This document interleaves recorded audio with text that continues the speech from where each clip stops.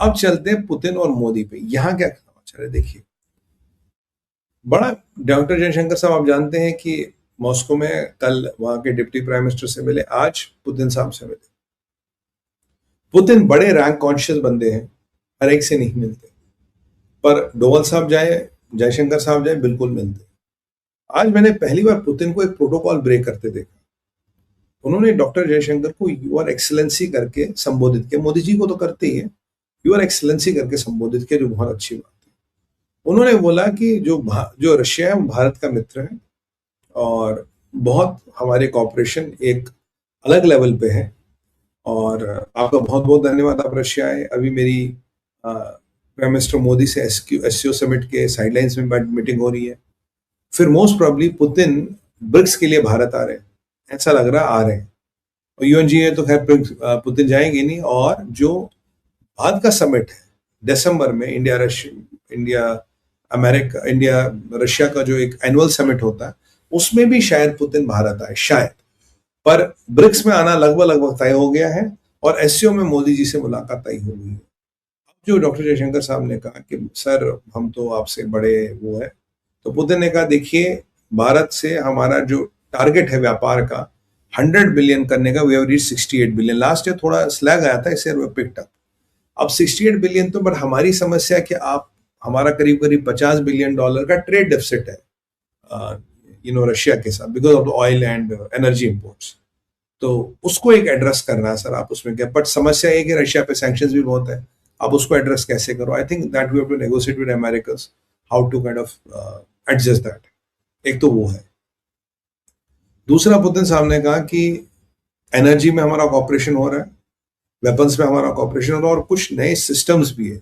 एक nuclear submarine की lease की बातें भी चल रही है, और Su-57 की भी बातें चल रही है, और कुछ joint development of newer platforms की भी बातें चल रही है, और कुछ ड्रोन टेक्नोलॉजीज को लेके भी बातें चल रही है, जो खैर पब्लिक डोमेन में नहीं आएंगी, पर इसमें भी बातें हो रही। आर्म्स और ऑयल तो डन है।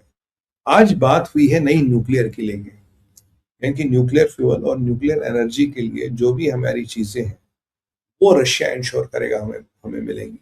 न्यूक्लियर के बाद पुतिन साहब ने एक बड़ी इंपॉर्टेंट बात की, वो है फर्टिलाइजर को लेके, क्योंकि हमारा काफी फर्टिलाइजर रशिया से आता है। और उन्होंने कहा हमने ओवर प्रोडक्शन, ओवर काम करना शुरू किया गया है। जो भी आपको हमने डेडलाइंस दी है फर्टिलाइजर्स को लेके, because fertiliser is a time sensitive thing, वो हम आपको देंगे। और मैंने सुना था कि भारत ने और नए S-400s का LOI भी कुछ दे दिया है, या कंफर्मेशन कर दिया वर्बली पोटेंशियली, और हम आपको फर्टिलाइजर देंगे।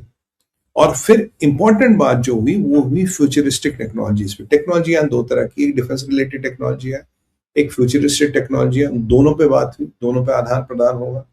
और एक जो 6G रोल आउट है उसको लेके भी, 5G 6G रोल आउट को लेके भी बातें हो रही है, पर सैंक्शंस हैं, उनको कैसे मैनेज करेंगे वो देखना पड़ेगा।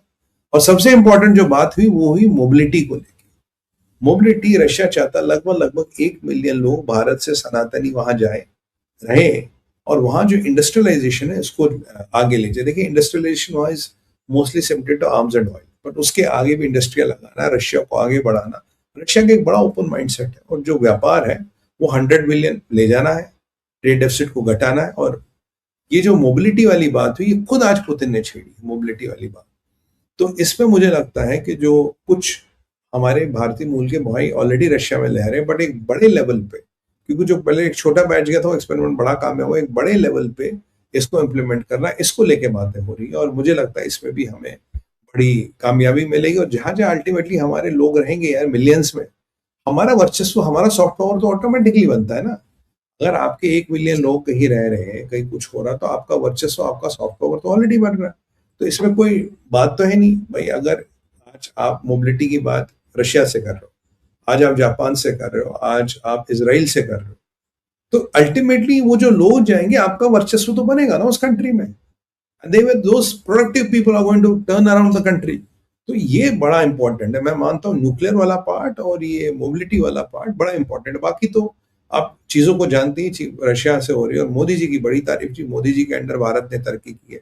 मोदी जी ने ये टारगेट दिया था, मोदी जी के नेतृत्व के कारण ये टारगेट माना हुआ। मोदी जी की तारीफ दुनिया के बड़े बड़े लीडर करते हैं, वो ट्रंप हो, वो अमेरिकन एम्बेसडर हो, वो व्लादिमीर, कोई भी हो।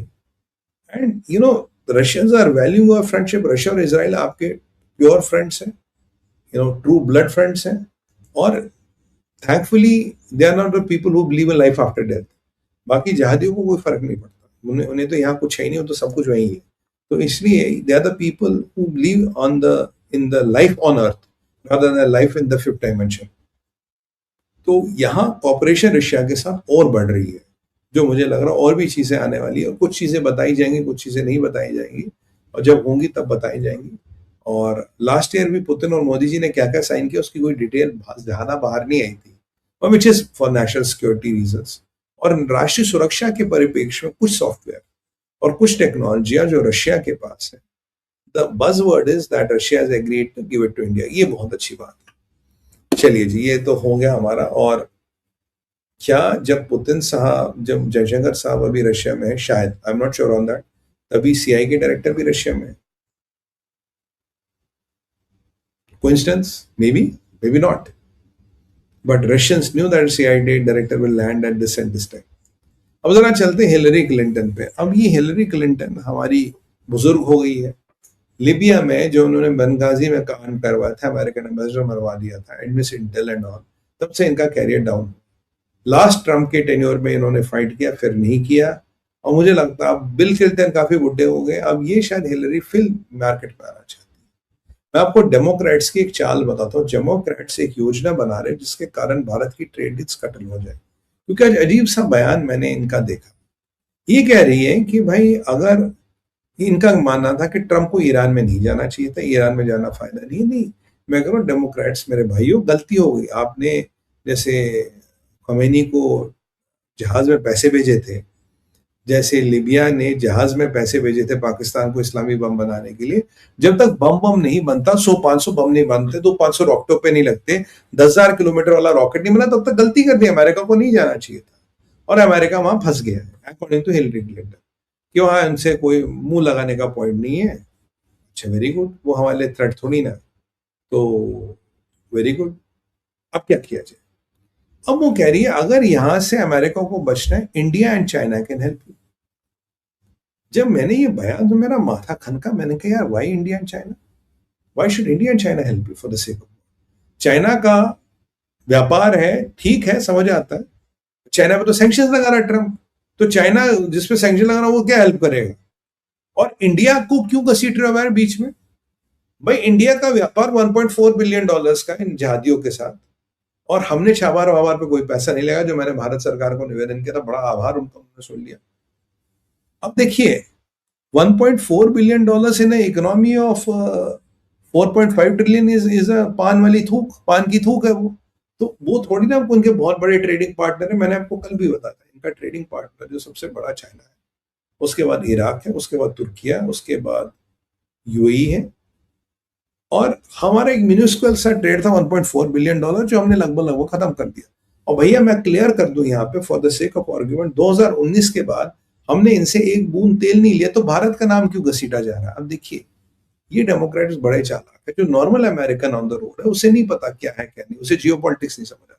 उसे लग रहा है कि जो ईरान को फ्यूअल कर रहा है अभी भारत और चाइना, पुतिन को फ्यूअल कर रहा है भारत।